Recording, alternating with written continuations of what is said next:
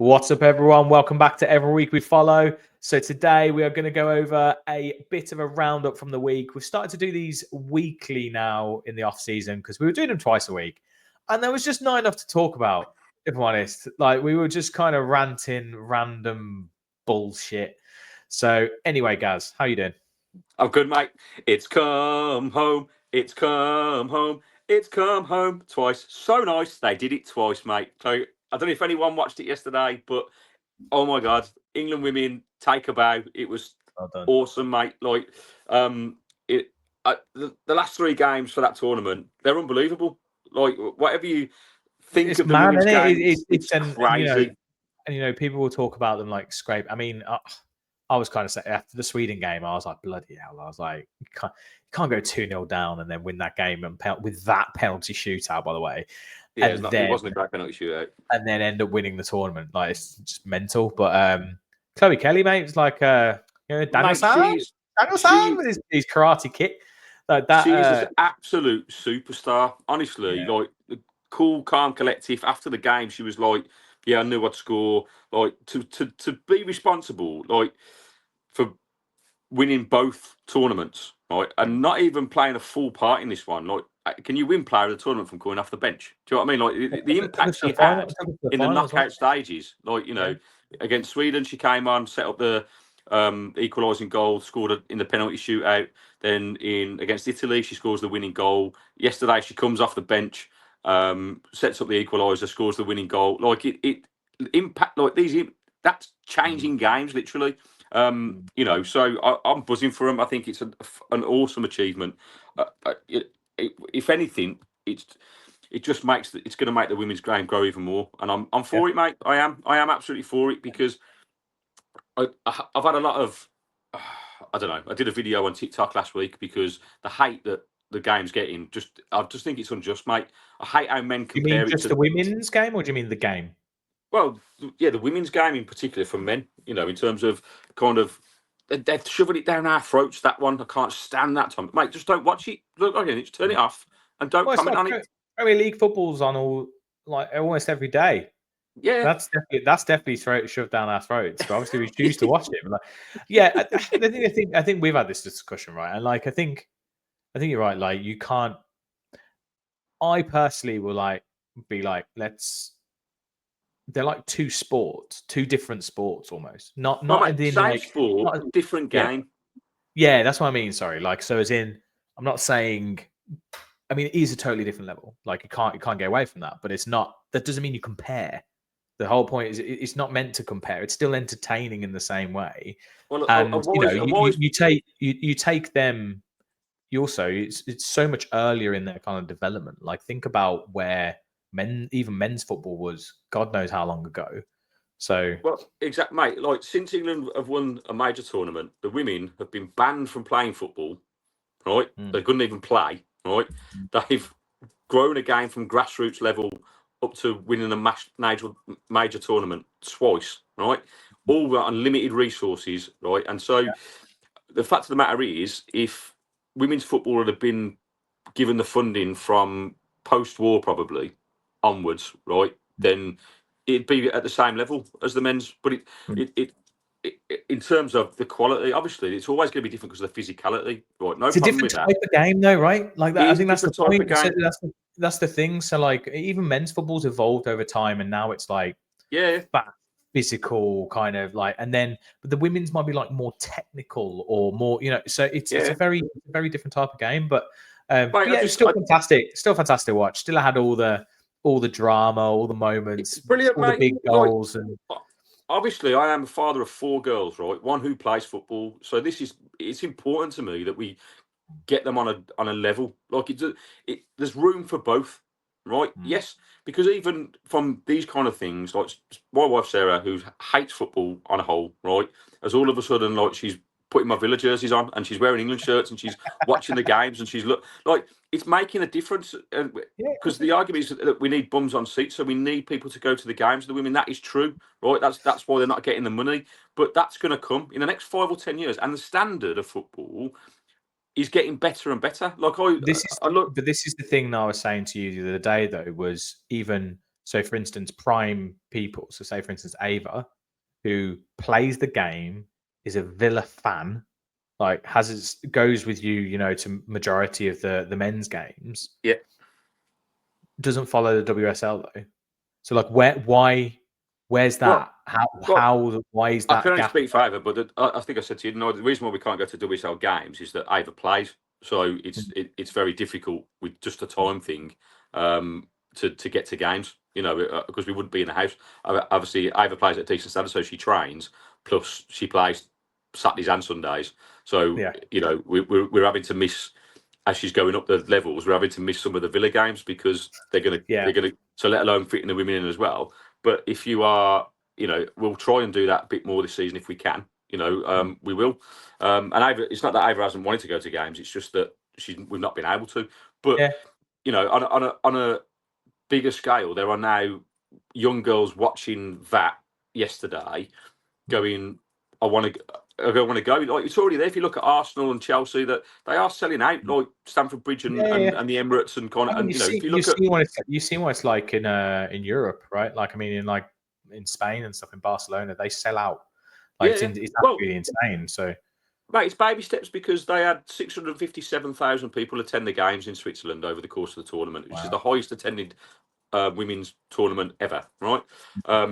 So it's one of those where you have to take these baby steps. You're not going to go from 5,000 fans to 70,000 fans straight away. They're building it. So that's what I say, over the next 5 or 10 years, it's coming, but there's a space for it both. Like, if you love football, if Ava didn't play football, it'd be ace, because we'd have football every week, because you could, if you did it properly, you could have, when the men are away, the women are at home, and you could have a game on at Villa Park every week. And what they should do is make it more affordable. Why don't I've said this for ages, dual season tickets, right, to get bums on seats? Because if I paid my season ticket price and got the women's included for an extra 50, 100 quid, mate, I'd pay it, and then I'd go to the games when I could. Yeah, I agree. Do you know what I mean? Like, maybe we should do an episode on the women's, because it's also things like, how does this whole selling the women's team affect the brand or image of women's football, all that kind of thing. So, but maybe we should do an episode. Maybe Ava on. Yeah, absolutely. It takes some convincing, but maybe. But I don't know. She's a teenager, right? But anyway, I think if you guys are interested, let us know what you think in the comments. Did you watch the game as well? Let us know again. Like and subscribe. Go on, England. I am. What I love about it is I've woke up this morning hungover. My head is I'm a little bit fuzzy because I had a few too many beers watching the game, but absolutely buzzing. And that is what football's all about, right? Regardless of whether it's men, women, that's the buzz it gives you, and it's definitely for the boys. Let's bring that buzz back down. Let's talk Villa. You got to shit So I think there's a few main points we want to go over. So one big one that we were thinking about jumping on last week, but we were like, you know what? No, we're going to do this weekly thing. We're going to try and round up everything. Boubacar Kamara has signed a 5-year deal with Villa. Massive. If anything, that's bigger than any signing, really. Mate, I said on TikTok, I posted it on TikTok. I said, for me, that is signing of the summer. I think it was the first bit of business that had to be done. We spoke about it on previous shows, saying the longer that goes on, is he just going to run down his contract and leave at the end of the season? I mean, he could still leave. He could still leave, but obviously, I'm guessing there's some large release clause, and we get a fee now, right, rather than a free. So I hope so.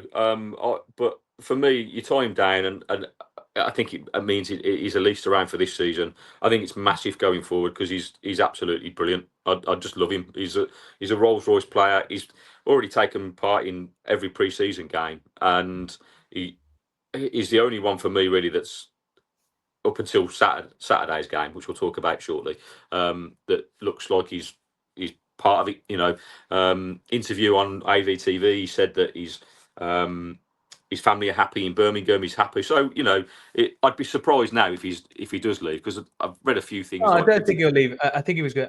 I don't mean leaving this season, but it might be if we don't make Champions League again, and it might be there's a clause for a Champions League club to come in or something.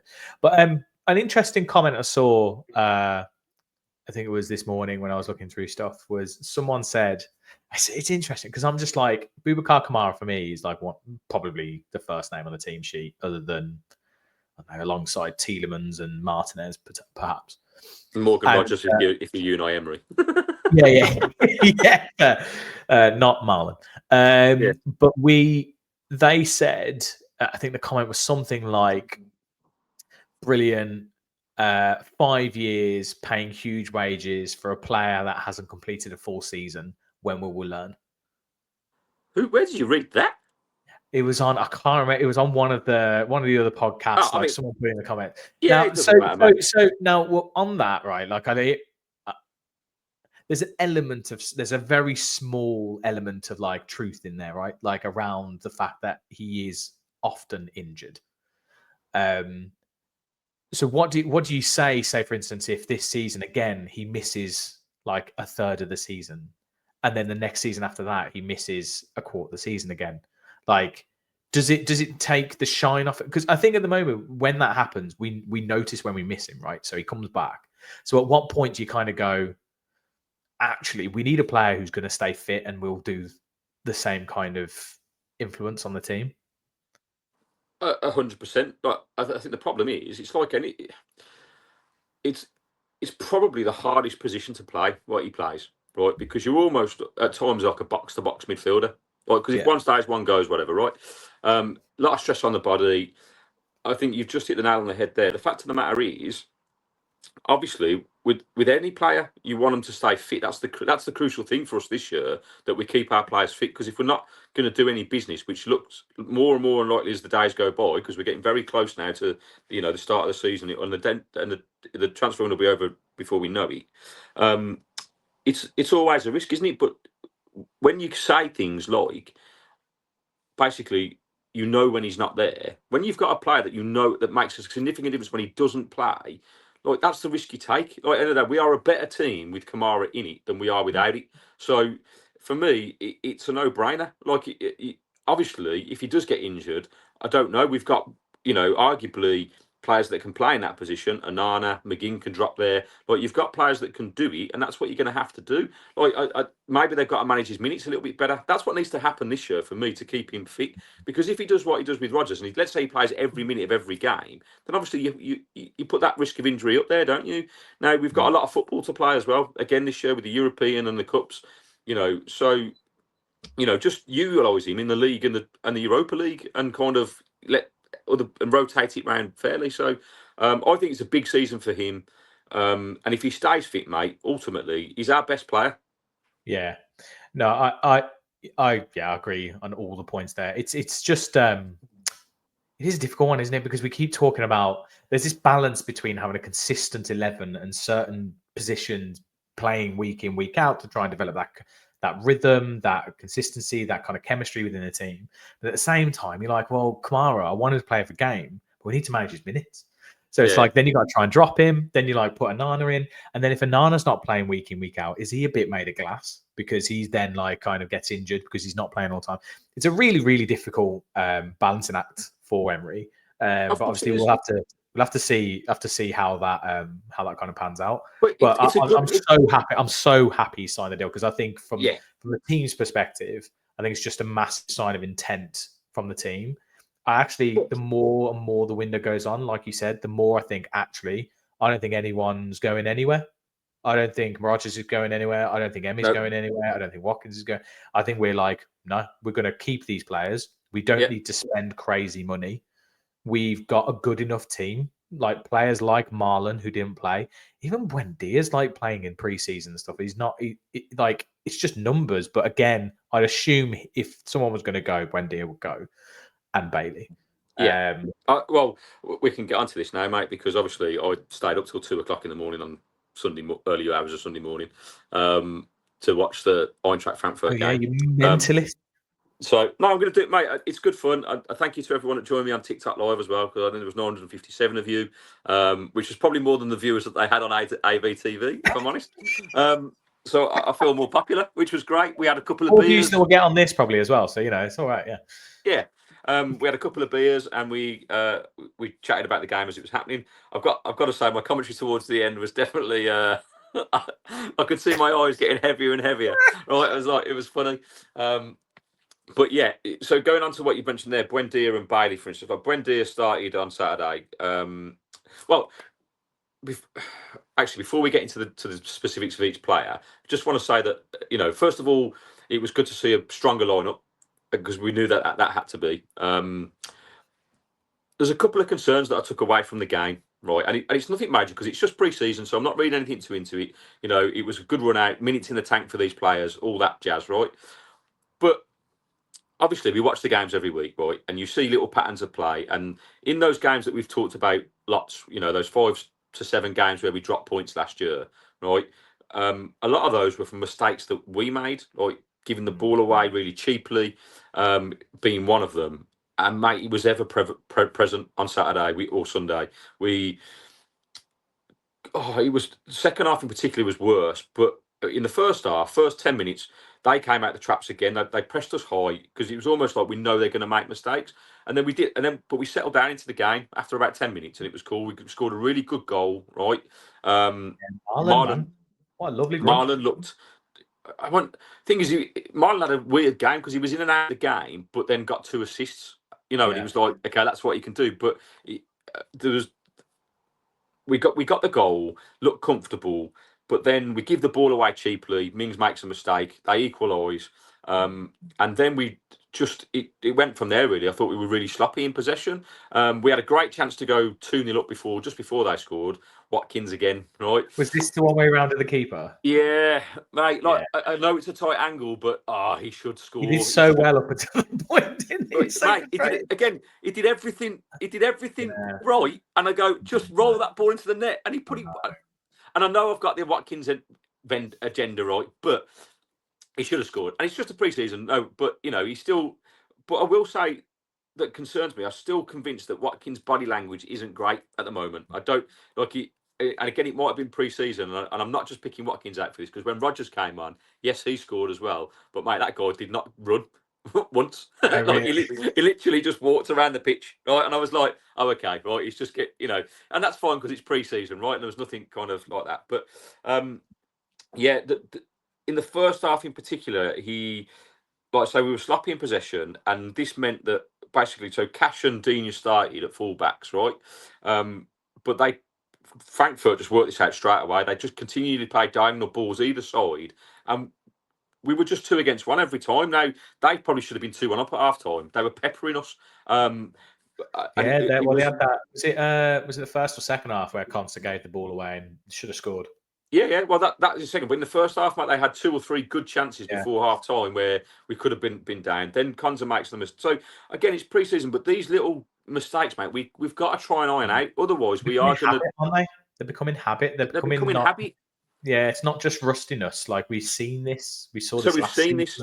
So you can't for that particular game. You go, it's just pre-season. There's nothing to worry about. So and I'm sure that we'll be working on those. But it is a little bit of a concern when you go, okay, that's what we saw last year. But we've got to improve on that. That's got to be an improvement. I mean, plus points though, mate. I thought Bizot in goal first half again. Mate, very good. Distribute that ball over that for Watkins. Yeah. So he's definitely, from what I've seen in the 2 games that I've watched, he's better than Olsen. Right, he was happy to come and claim crosses. He couldn't do anything about the first goal because it was a mistake, and But other than that, distribution was very good. Calm with the ball at his feet. Right, so far so good. I felt sorry for Buendia because he worked hard. Right, he ran around a lot, but didn't really impact the game on the ball. Like, he looks a little bit sluggish. Like, I think he needs to go. But for me, second half, Onana, mate, looked like he meant business. He looks like he knows he's got to fight for his place. But mate, he worked his ass off. And I know it's only pre-season, but that's you're supposed to be getting minutes in the tank. Why are players only giving it quality minutes, right? You want quality minutes. You've got to have a little bit of intensity. And he came on. He made several brilliant tackles. Distribution was good. He played a couple of cross diagonal balls into Marlon and whoever came on. I can't remember who played on the right wing when Marlon came off, but I was tired. Again, it was that's really promising. Again, with the youngsters that came on, nothing really kind of set me alight. I'm thinking, I don't know. I can't imagine them getting many minutes. No, I think they're just getting some experience with the team. Yeah, you know, and we're carrying a few injuries because Barkley and Garcia didn't travel to America. They've got injuries apparently, so you know, I guess it's a chance for the youngsters to get some minutes, and that's great. So yeah, overall, like I was gutted because on our predictor, I predicted 2-1, and I was like, and then we give the ball away at the edge of the area, and we concede, like, and I just thought, oh, this is going to be the stress of my life, mate. I know it is, but no. It's good to have it back. Like I say, really enjoyed doing the TikTok live and just chatting about the game. I can't wait for the season to start. But yeah, I've got those concerns, and hopefully Emery will iron them out by the time we have the opener against Newcastle. But yeah, you know, minutes in the tank. No injuries. I don't think Rodgers and Watkins are two main goal threats to score. But again, and I think Marlon, whatever you think about him, like. I still need to see more of him, but he impacts games. Like even if he hadn't done anything else, he gets 2 assists. You know, that's the thing. That's the thing is, and that's what we don't tend to have. We don't have players who tend to like not really have a great game, but still do something. We have players where if they don't play well, the whole team struggles. Whereas something about Marley, he can create a moment. He just kind of just has this bit of quality about him. And I mean, mate, in the opening minutes where he missed that one, where it kind of like came, I think it was looped over to the back post from Digne, I think, and it kind of like got caught in his midriff, and I was just like, what the fuck? Yeah. Yeah. I mean, you can maybe put that down to rustiness, right? There's a couple of times where he stood on the ball and kind of made he got to the byline and made the wrong decision, like sort of thing. But then he picked out a pearl of a pass for Watkins for the first goal. It was a brilliant goal, mate. It really was a good goal. His ball across for Rodgers, but what a finish! Superb, mate. Well, what I liked about it was Rodgers' finish was just silly, mate. It was filth. It was just like it was like a perfect goal, really, because what Marlon did brilliantly was. He got a little bit of luck getting past his player because he kind of ricocheted off him, but then he took 2 touches and then just played the ball in. Like saw the run and played it early, which meant Rodgers could take it in his stride. So it looks like a simple finish, and it's beautiful. Would Watkins have scored that if he'd have been in the middle? No, he wouldn't have finished it like that. He probably would have fell over and like sliced it or something. And I don't know. I'm just messing. But does that mean that Rodgers is going to play more of a central role like that in terms of if up front, you know, is that a possibility? Maybe this is, you know, maybe because we always talk about like the alternative to Watkins up front, and maybe it's like, well, Marlon can play there, maybe Rodgers can deputise there sometimes. You know, it's kind of like actually maybe we don't need to spend all that money on a big kind of number 9. Mate, although have you heard the latest rumours? You're not going to like it. It's think about it, free transfer. Someone who would be happy to kind of be second fiddle, but has had his moments in the past. But I'm talking a long time ago. What are you talking about, Jamie Vardy? No, imagine. No, another blue team, another team that wear blue. Moments in the past. Scousers. No, Calvert-Lewin. Yeah, I've seen the rumours recently this morning about that. No, that can't happen. Apparently, we're in for a free transfer. We're looking at it. Mate, isn't he like 30? It's the same. Like, This is always the difficulty, though, right? This is what I'm talking about. This is the difficulty. This is the really difficult situation with the Watkins thing, because you don't want a striker who is going to necessarily rattle his boat and knock his confidence, which we've seen too many times. You want a striker who could potentially step in and deputise, who's experienced enough to play that kind of lone striker role and is strong enough, but is happy to be on the bench. You don't want to spend loads of money because we can't afford to. Yeah.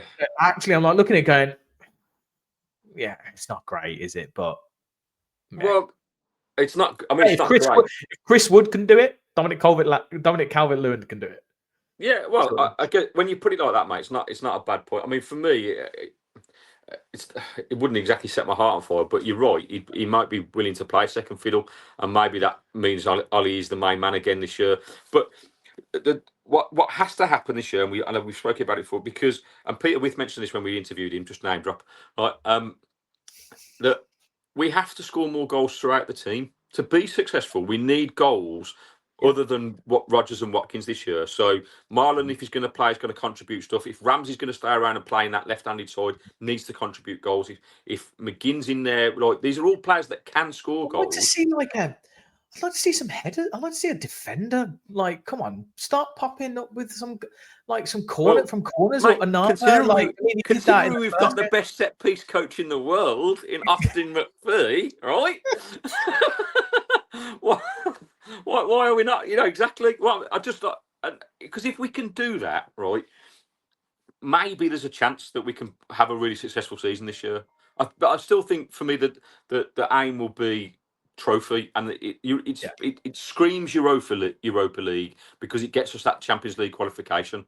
And we can kind of, it's a risk, but we've got to go for it. And for me, if we don't buy anyone, fine, right? We go with what we've got, but we have to get rid of the dead wood. Bailey has to go. I don't want him ever to pull a Villa shirt on again, mate. He came on in the second half on Saturday, and he was absolutely dreadful. Yeah. Like what is the point of him at this point? Like I've got nothing against him personally, but from a footballing perspective, his head's either gone or he's not interested. This is the problem: is that we want to get rid of these players, like for instance Bailey and Buendia, who just aren't really doing it. No one wants to buy him. Who's willing to pay? Yeah. It's really difficult because he's on high wages and stuff. It's again all this. So the only real place is Saudi, and they need them to actually make the offer. Yeah. And so clearly, if they don't come in, then we can't buy anyone, because if we have to keep them, like you say, if no one comes in for them, then we can't afford to buy anyone, because we've got to keep that wage bill. We have to sell to be able to buy. Yeah. So I don't. It's going to be an interesting couple of weeks in the transfer window to see what happens and where we're at. And I just hope that we can, if we have to keep with what we've got, that these players raise the levels, mate. The other thing I didn't mention, which I have to give a specific mention for, is Tillemans again, mate. Started the game. He's just class. Honestly, he's absolutely class. And we need a big season from him again, which I think we'll get. A little bit of facial fluff going on, from what I could tell as well. He's matured over the summer, mate. He's obviously got to the second stage of puberty, because he's got a face like a baby slapped arse, hasn't he? To be fair, he's such a baby face. He's such a baby face. Little rosy cheeks. He has proper rosy cheeks. He still looks about 15, doesn't he? Like, it's unbelievable. It's like a Nintendo game. You got like a Nintendo football game, and it just like had those little characters. Yeah. Anyway. We've got there's one last little bit, which is not like football team related, it's off-field related. Let's make this not too long a rant. But Gary's got a rant about something. Surprise. I mean, for those of you that follow us on TikTok as well, you might have seen a video that I posted on Friday. And I've calmed down a bit since then, right? Because, and I probably shouldn't have made the video in the heat of the moment, but it is what it is. I was at the ground, and it's a nice aesthetic. Basically, the Villa had a kit sale on Friday. I'm sure most of you probably seen it advertised online. Friday night was supposed to be for season ticket holders from 4 till 8, right? So I went straight after my wife finished work. Right, we drove to Villa Park, got there for 5:30. And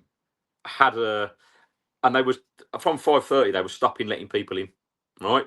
And obviously the security guard, I felt for him because he couldn't do anything. So there was a couple of people there before me who were absolutely fuming, and asked to speak to a manager. So this, what can only be described as a wet wipe, comes over, right? I think he's the store manager, right?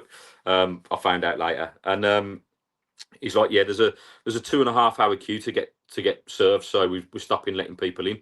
All the while, by the way, people were just walking in. So what I did find out, because after they refused the entry, and I came away and made the video, go and watch it on TikTok, right? I went round to the main store, right? Because I was there to get something from the main store anyway. And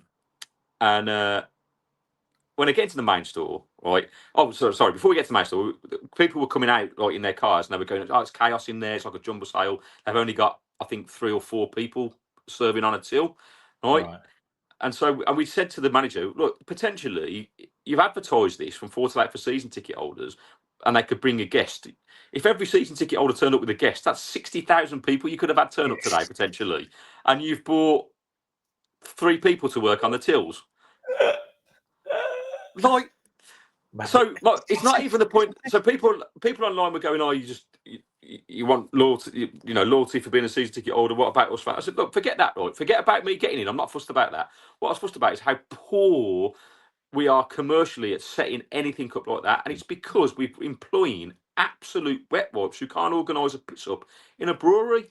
Like, by all accounts, they had a general sale on Saturday for that, and they'd sorted it out. They had more staff on, and I think they let people in increments, so it wasn't so ultimate chaos, right? So they sorted it out. But again, I've been a season ticket holder for nearly 20 years, supporting the club for 40. I'm not asking for loads of things, but little things like that is a nice touch. I thought, nice touch. Season ticket holders get a chance to go and look at the gear first.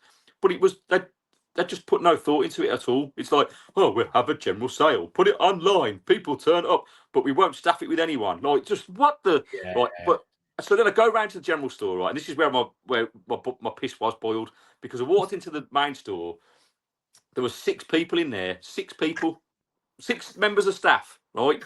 Not doing anything, just fucking nothing, hey, right? That's retail. That's just retail. That is retail. And then that guy that we spoke to at the gate had obviously retreated back to the main store because he was probably getting a load of abuse, and he was like, we were paying for what we purchased, and I just heard him say, "Oh yeah, the problem is we've let too many non-season ticket holders in." And I went, "Excuse me, mate," and he looked at me and he went, like as if I've made a mistake, sort of thing. I was like, "Mate, it's a poor show." Like I said, at the end of the day, like you've got 6 people here. Why can't they just go and work over there, like, and let people in? Like, it's from 4 till 8. Like, if you could have just said, if you'd have used your brain, okay, there's probably going to be a load of people turn up. We know we're only going to have 4 people working the till, so do 4 till 6, and then you're going to have to close it off. Because people, I mean, I wasn't the most pissed off. There was a family that turned up who travelled over an hour to get there, and then to be turned away. Do you know what I mean? But then as we came back out of the Villa store, I drove past the Holt steps. Like, so if you come down Doug Ellis Stand Road, and you've got that stepway that goes up, mate, there's nobody on there. So I think what people were basically doing that were turned away were just walking around, going up the steps and just walking in. Right? So they only had security on one side, and I'm like, and I was driving. I nearly parked up and ran up the foot. No, just let it go. There's a really interesting. I don't know if I sent it you. There's a really interesting video that we are a Villa podcast. I don't like plugging other ones, but the 1874 did a really good chat about Villa versus Blues, and in terms of like, are Blues going to be dangerous in the next, however many years, whatever. And they were just saying like how commercially off the pitch they are doing bits. They are, they've got the new stadium. They're going to have this whole sports complex kind of thing within Birmingham, and it's going to be like, it's going to be the biggest events space. Like, Villa Park's going to struggle to get those big events, those big gigs, and all those kind of things that we've been getting, because it's going to be going there. And it's just like, it definitely feels like we're just not quite set up, or we don't quite have the right people, or we've just accelerated too quick on the pitch, right? Like, and so the demand's so high, and we're trying to do all these big club things and charging these big prices and all this stuff, but the infrastructure's just not there. We just think, they'll just pay. They'll pay. It'll be shit, but they'll pay. Right, but that's what it feels like, because, mate, the amount of comments on my video that were like, Villa fans will find anything to moan about. No, like, you're missing the point. Like, and maybe I didn't express it because I was angry, but in terms of, like, this has been a problem now for the last 3 years. Commercially, inside that club, the infrastructure is poor. And when I mentioned this on the podcast last year, when I went to Brighton away, how well run the Amex Stadium was, with their fan zone, their shops, their concourse, the seats you get, like, it's just next level. And you go, well, it can be done. Like, people can treat fans well when they're paying the money. So charge the prices, like, if you have to. I mean, I don't agree with that, by the way, with the prices, but if you're going to charge these prices, at least produce a service that's worthy of it. Right? Like, if you're going to be paying those premium prices, give us a premium product. It's not just about the game on the pitch. There is so much more to your match day experience, or experience as a fan. And like you said, if it's like things like this where you get this small perk, but then you go, if they did it again and they went, oh yeah, you can get this, you're gonna be like, I ain't going. It's going to be. What's the point? It's just chaos. Yeah. Yeah, shit. And if we can't sort those little commercial things out, mate, how are we ever going to grow as a commercial club? Yeah, we can glow. Like say, let's glow. Let's all just glow up. Shall we glow up? Shall we all just glow up? Oh God!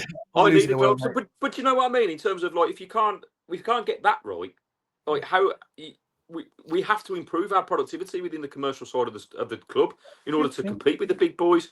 But like you say, if you're going to hold events like that and they're just going to be terrible, like it's only little things. Like just employ better people that know what they're doing. Oh, yeah. No, we could do a whole podcast about the staff at the park, mate. It's just mate, it's so bad. Anyway, not all of them, but you know, but in terms of there are too many most of docile people within the commercial side that need to kind of wake up. It's fair to say. In fact, mate, it was quite funny because I did have a message from a disgruntled employee, I think, on TikTok going about the guy in the video. Go and watch it on TikTok. Oh, really?